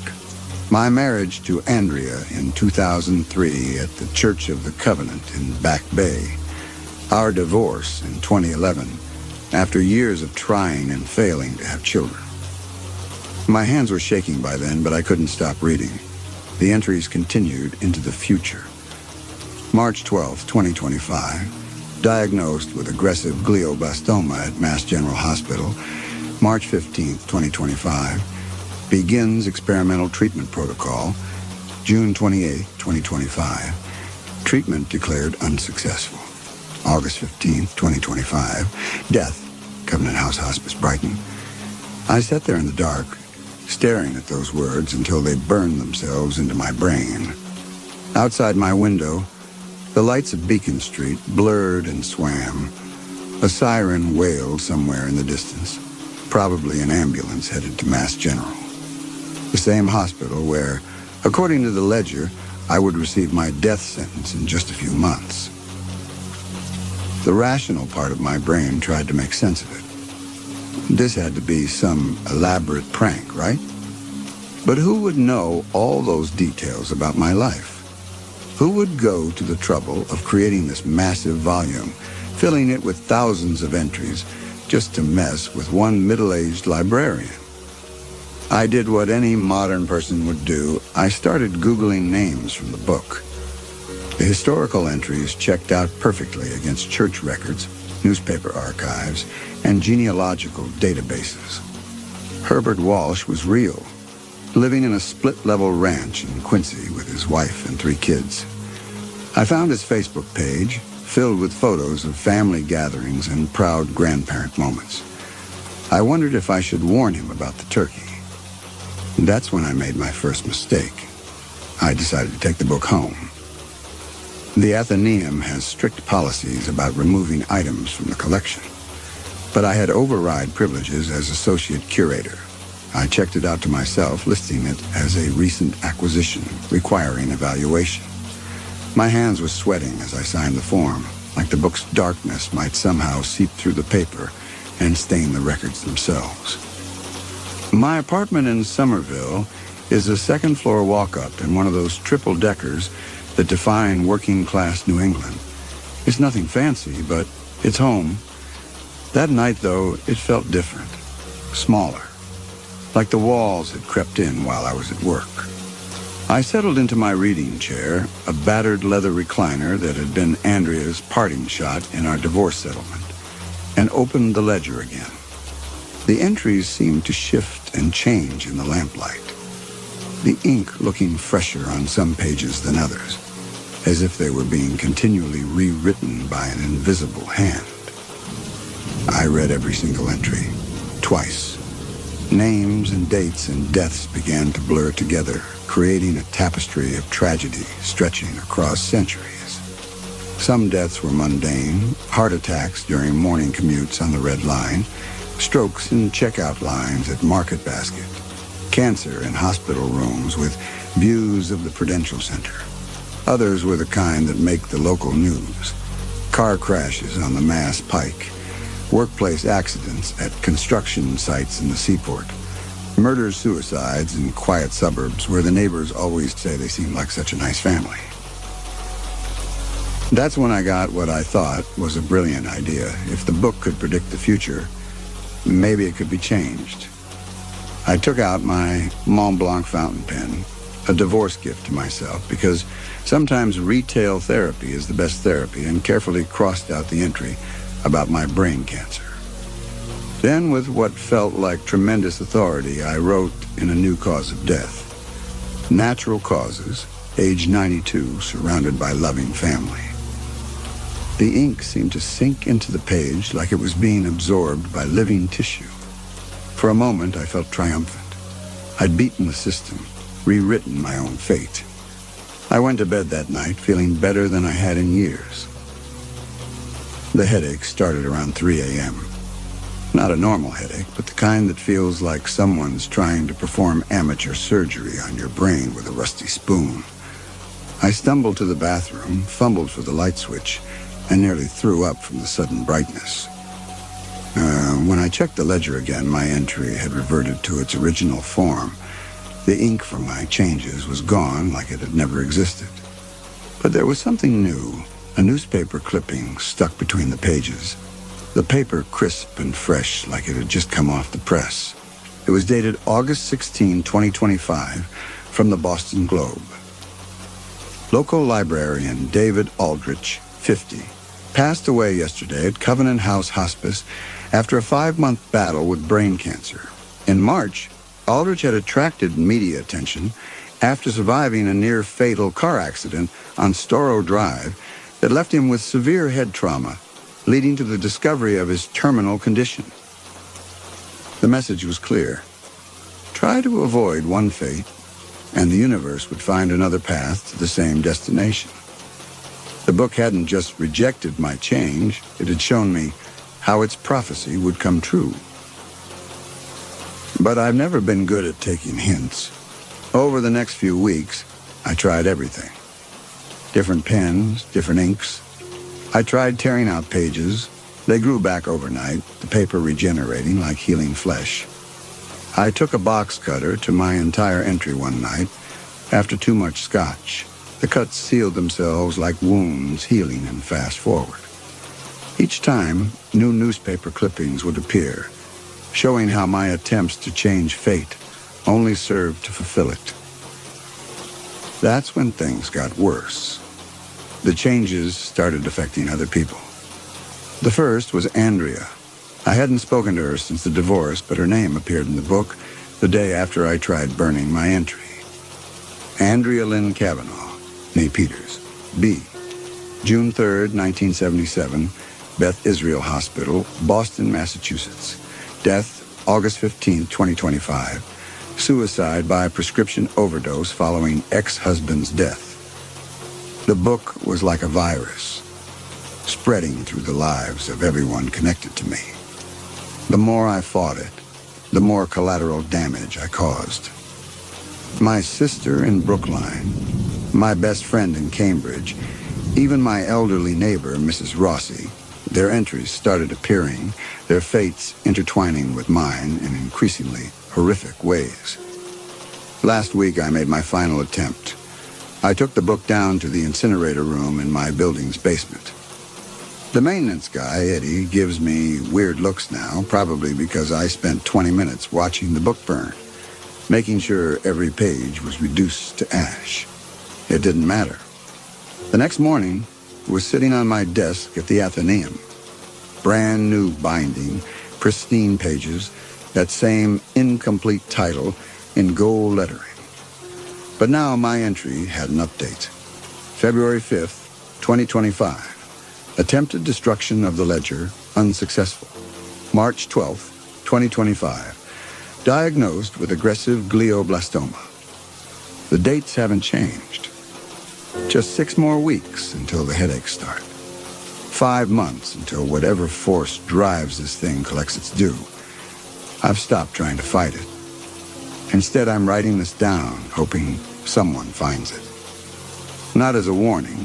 Warnings don't work against something like this, but as a record. The book keeps track of our deaths. Someone should keep track of how we lived. I've started putting my affairs in order. Donated most of my books to the Athenaeum, except for the ledger that stays locked in my desk drawer. Made peace with Andrea. Started spending more time with my sister and her kids. If you can't change the ending, might as well make the story worth reading, right? But sometimes, late at night, when I'm lying awake listening to the radiator clank and whistle in my apartment, I wonder, what if the book isn't predicting our deaths at all? What if it's causing them? What if every time someone finds it and reads their entry, they set in motion the very events that will lead to their demise? Like Schrodinger's cat in reverse, the observation doesn't determine the outcome. The outcome reaches back through time to ensure the observation. Or maybe I'm just trying to make sense of something that defies explanation. Maybe that's what we all do when faced with the certainty of our own ending.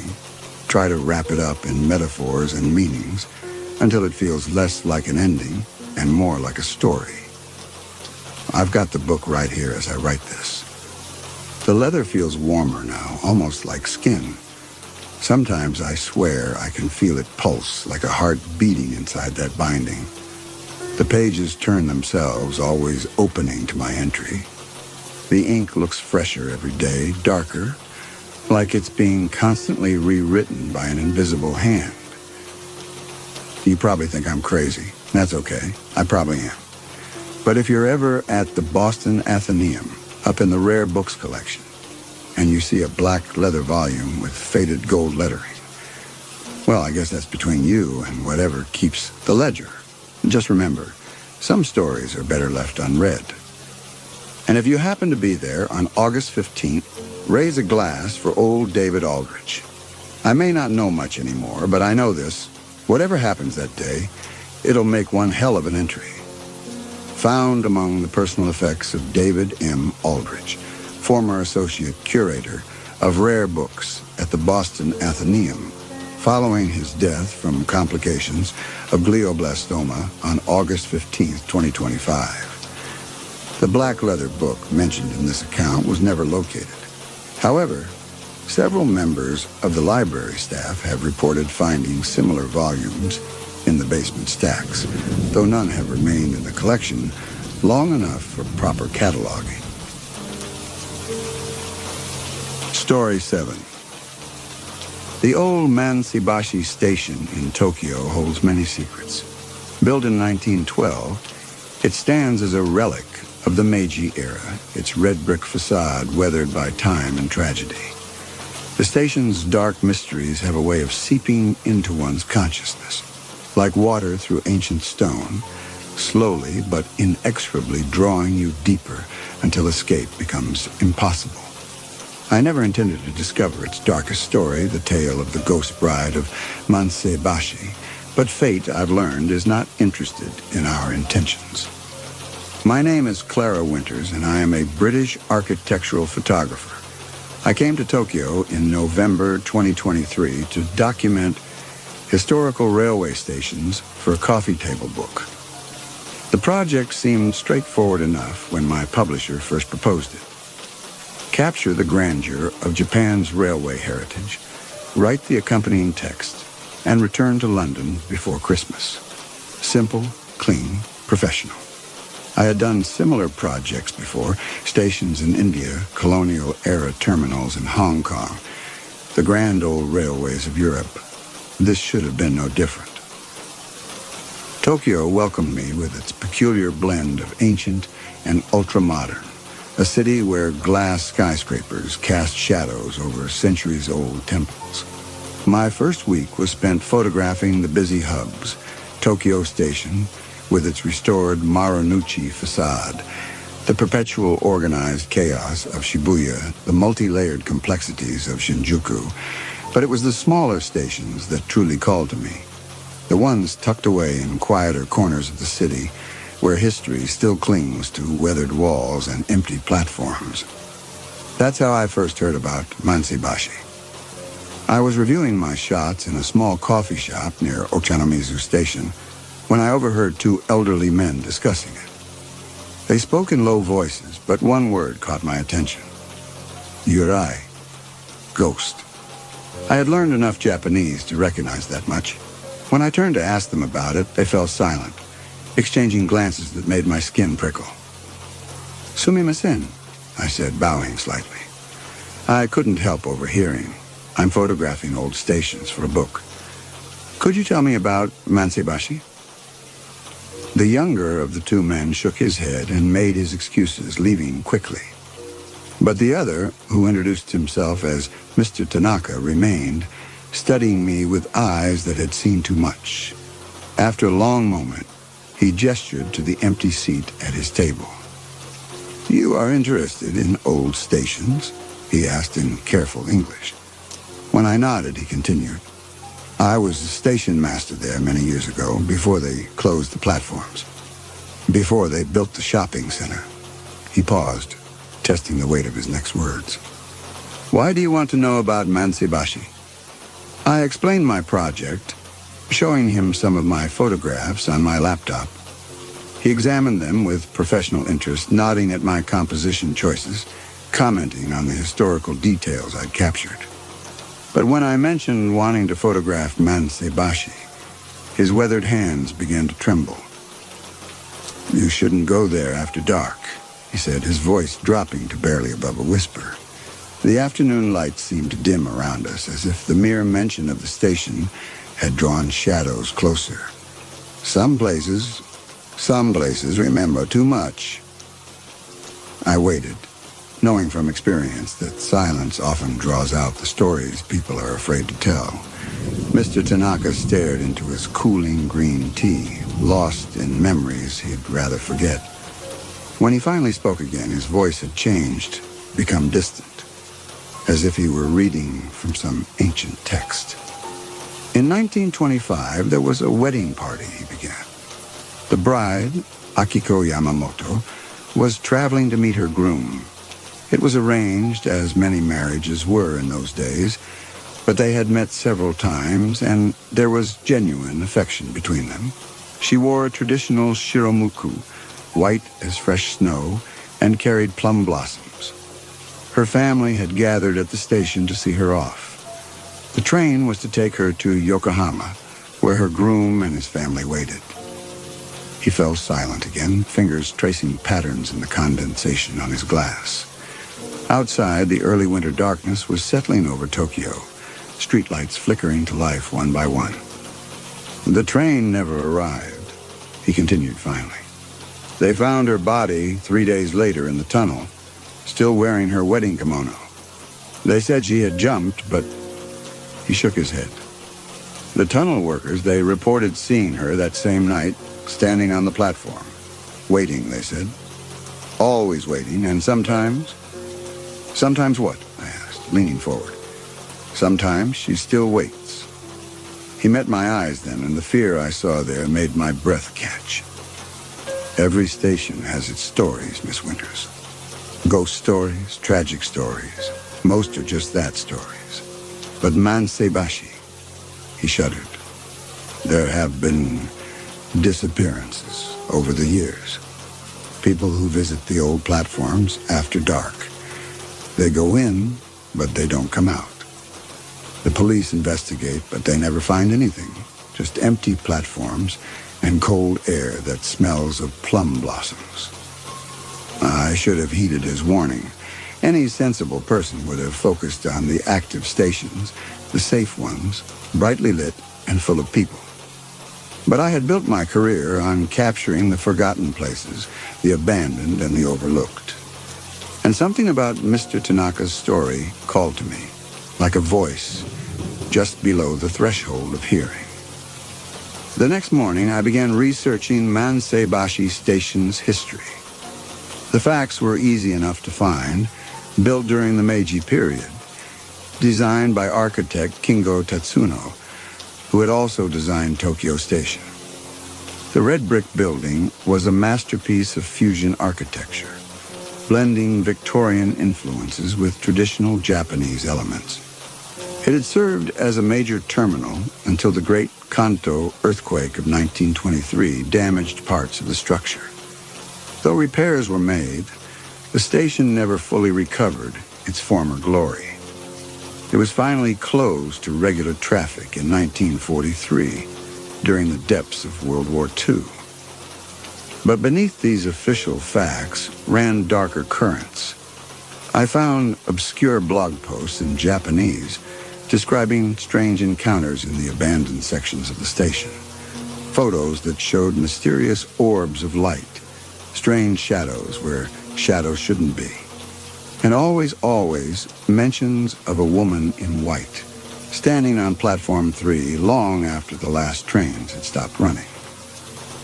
It took me 3 days to obtain permission to photograph the abandoned sections of the station. The current building management was reluctant, citing safety concerns, but my credentials and a letter from my publisher finally convinced them. They gave me access for one afternoon, from noon until the sunset. "You must leave before dark," the manager insisted, handing me the keys. "No exceptions." The station's original entrance hall had been converted into a trendy shopping complex, all gleaming tiles and modern lighting. But beyond a locked door at the back, the old station waited, unchanged by time or renovation. As I stepped through that door, it felt like crossing a threshold into another era. The first thing that struck me was the silence, not the absence of sound. There were plenty of sounds. The settling of old wood, the distant rumble of trains on other lines, the whisper of wind through the cracks in the windows. But these sounds seemed to die in the air, as if the space itself swallowed them before they could properly echo. The architecture was everything I'd hoped for. Massive iron beams stretched overhead, their rivets like dark eyes watching my progress. Afternoon sunlight filtered through Victorian-style windows, casting complex shadows across walls that still bore their original tiles, though many were cracked or missing. The platforms stretched away into darkness, their edges worn smooth by decades of long vanished footsteps. I set up my equipment methodically, trying to ignore the growing feeling of being watched. The light was perfect for photography, that rich, golden, late autumn sunlight that makes everything it touches look simultaneously more real and more dreamlike. I started with wide shots of the platforms, capturing the interplay of light and shadow, the geometric patterns of the iron framework against the sky.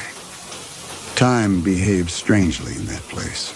Minutes seemed to stretch like warm toffee, then suddenly snap forward, leaving me disoriented.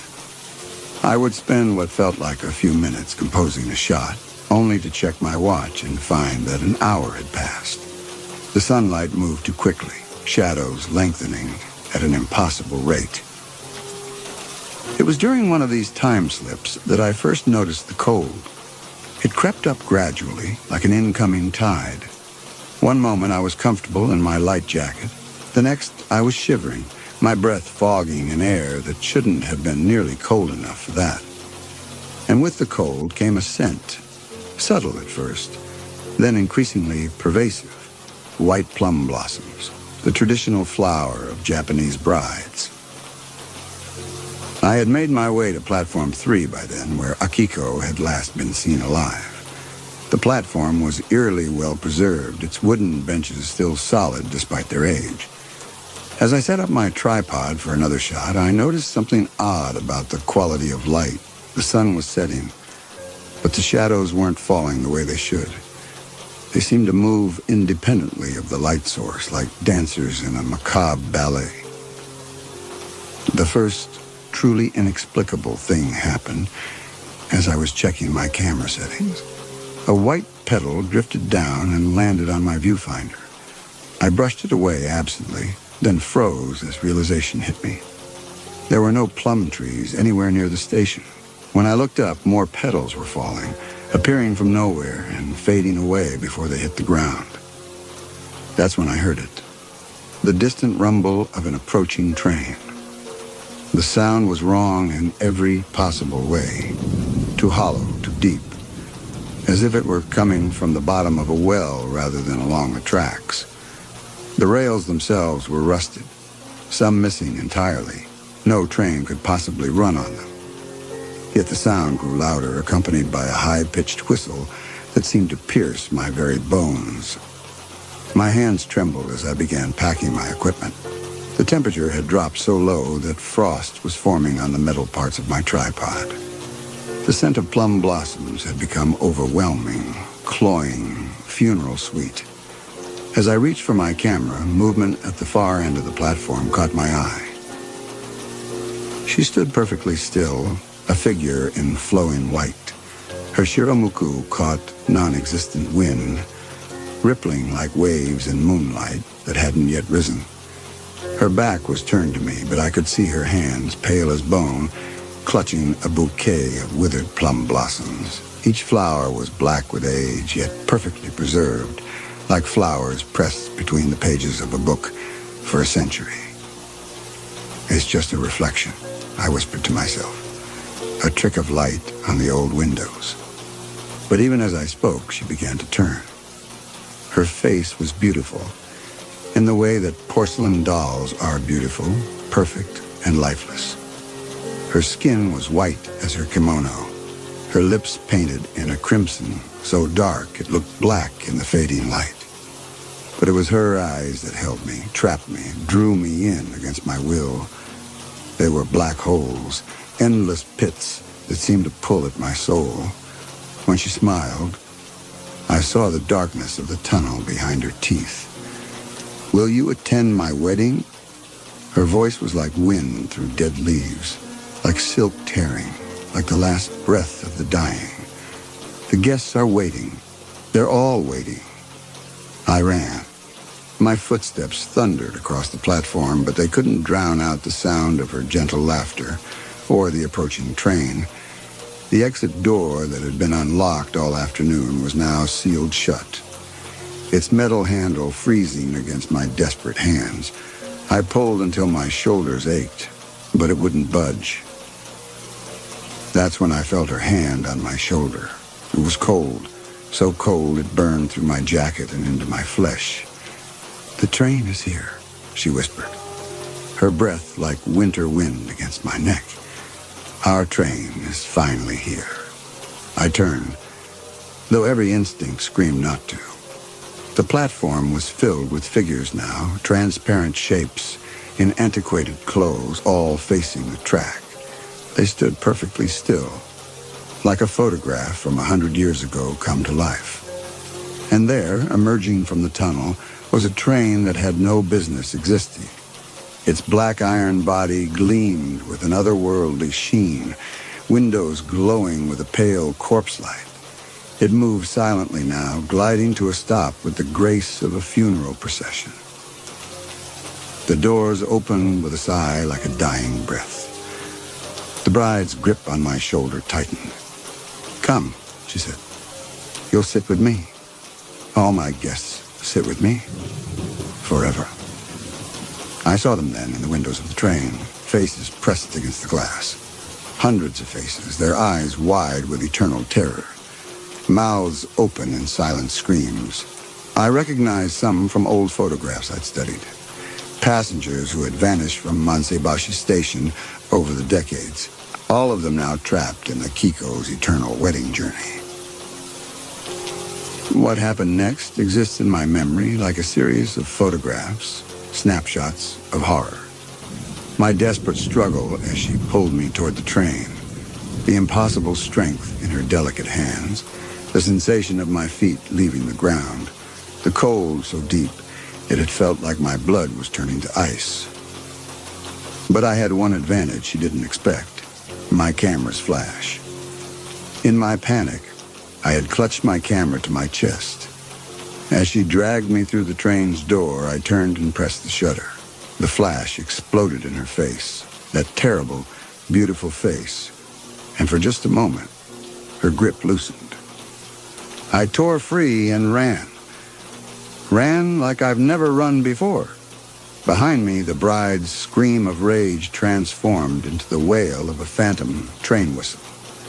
The sound followed me through the station's corridors, up the stairs, and out into the blessed noise and light of modern Tokyo. I didn't stop running until I reached my hotel. That night, I sat in my brightly lit room, jumping at every sound, the smell of plum blossoms still clinging to my clothes. Around 3 in the morning, I forced myself to review the photos on my camera. Most were what you'd expect. Empty platforms, architectural details, play of light and shadow. But the last image showed Platform 3 crowded with transparent figures in ancient clothes, all facing a train that shouldn't exist. And in the foreground, crystal clear, was a bride in a white shiramuku. Her face turned toward the camera, her black eyes seeming to stare directly into the lens. The photo's metadata reads 0 o'clock, though I know I left the station before midnight. I'm writing this now from London, safely away from Mansebashi Station. My book on Japanese railway architecture will not include that last photograph, though it haunts my dreams. Sometimes on quiet nights, I hear a distant train whistle and smell white plum blossoms. And sometimes, just sometimes, I see faces in the windows of passing trains, pale faces with wide, terrified eyes, led by a bride in white who is still waiting, always waiting, for more guests at her eternal wedding. Mr. Tanaka sent me an email last week. There have been 3 disappearances from Mansebashi Station since my visit. The police found no evidence, no signs of struggle. Just 3 more empty seats on Akiko's ghost train. 3 more faces pressed against those phantom windows. If you ever find yourself in Tokyo, stay away from Mansebashi Station after dark. And if you hear a train whistle late at night and smell white plum blossoms on the air, run. Run as fast as you can. The ghost bride of Mansebashi is always looking for new guests at her wedding, and her celebration never ends.